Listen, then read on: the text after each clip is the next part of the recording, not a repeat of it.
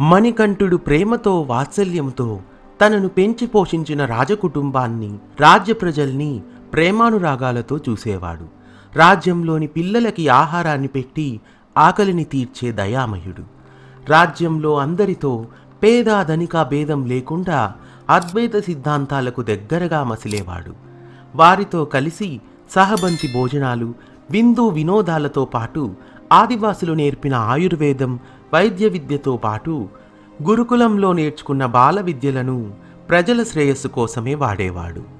దీనికి ఆగ్రహించిన రాజకుటుంబంలోని మహామంత్రిచే రెచ్చగొట్టబడిన మహారాణి మణికంఠుణ్ణి మట్టుపెట్టడానికి వేసిన పథకంలో భాగంగా మణికంఠుడు పులిపాల కోసం అడవికి బయలుదేరవలసి వచ్చింది.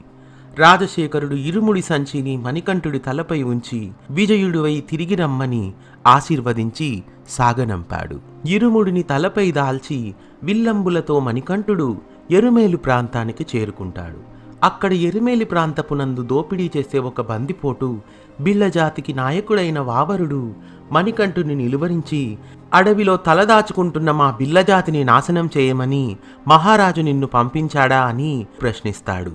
మణికంఠుడు వావరుడితో పోరాడి అతడి అహంకారాన్ని జయింపచేసి అడ్డదారిలో దొంగతనాన్ని చేస్తున్న అతన్ని సన్మార్గపు వైపు మార్చి అతడిపై విజయం సాధించి ఆ ప్రాంతానికి వావరుణ్ణి రాజుని చేసి స్వేచ్ఛగా ధైర్యంగా బ్రతకమని చెబుతాడు.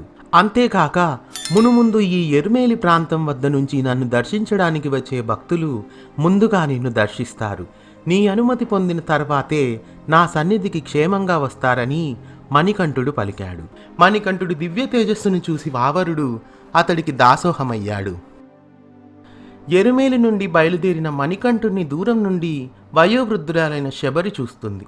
అలనాటి రామచంద్రుడిలా కనిపిస్తున్న మణికంఠుడిని చూసి ఆ నదీమ తల్లి మానవ రూపం దాల్చి మణికంఠుడికి స్వాగత సత్కారాలు చేస్తుంది.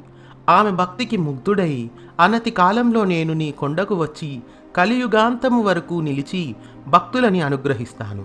శబరి నదిలో స్నానం చేసిన వారి సకల పాపాలు నశిస్తాయి. శబరి పీఠంపై నన్ను దర్శించిన వారు ధన్యులవుతారని, కలియుగం చివరన నీకు సాయుధ్యం ప్రసాదిస్తానని పలికాడు.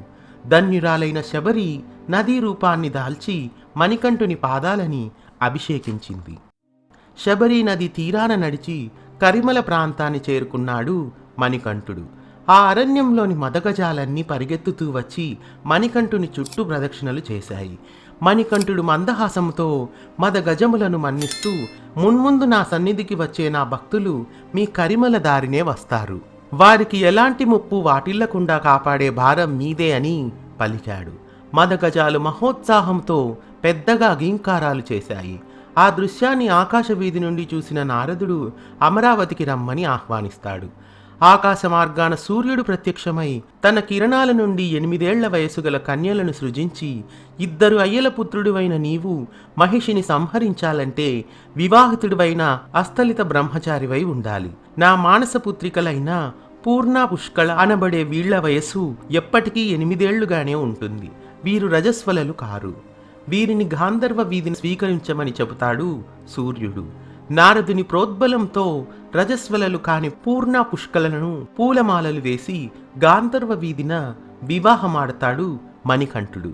పూర్ణ, పుష్కలలు మీ అవతార లక్ష్యానికి ఆటంకం లేకుండా సూర్యలోకంలోనే ఉండిపోతామని చెబుతారు. శబరి పీఠం పైన ఏడాదికి ఒక్కసారి నన్ను దర్శించే అవకాశం మీకు కల్పిస్తాను. మీ త్యాగానికి గుర్తుగా ప్రతి ఏటా రజస్వల కాని 8 ఏళ్ల బాలికలు, ముట్టు తొలగిన 60 దాటిన స్త్రీలు పూర్ణ, పుష్కల నాదుడినైన నన్ను దర్శించుకునే వరాన్ని ఇస్తున్నాను. మీ నామస్మరణ చేసి నన్ను సేవించేవారికి ముక్తిని ప్రసాదిస్తానని ప్రకటించాడు మణికంఠస్వామి. అమరావతిలో అడుగు పెట్టగానే సమరశంఖం పూరించాడు మణికంఠుడు. మహిషి పెడబొబ్బులు పెడుతూ వచ్చి ఎదిరించింది. అద్భుతమైన దివ్యాస్త్రాలతో అసురసేనని సంహరిస్తాడు. మహిషి రంకెలేస్తూ ఎదురు నిలిచింది. అలా 21 రోజులు భీకర యుద్ధం జరిగింది. మహిషి శరీరం నుండి కారిన ఒక్కొక్క రక్తపు బొట్టు ఒక్కొక్క మహిషిగా పుట్టుకు వచ్చి తలపడడం చూసిన నారదుడు మహిషి అస్త్రాలతో మరణించేలా లేదని వేరే మార్గం ఆలోచించమని చెబుతాడు. బాలుడైన మణికంఠుడు ఒక్కసారిగా విశ్వరూపం దాల్చి మహిషిని అవలీలగా పైకి ఎత్తి గిరగిరా తిప్పుతాడు.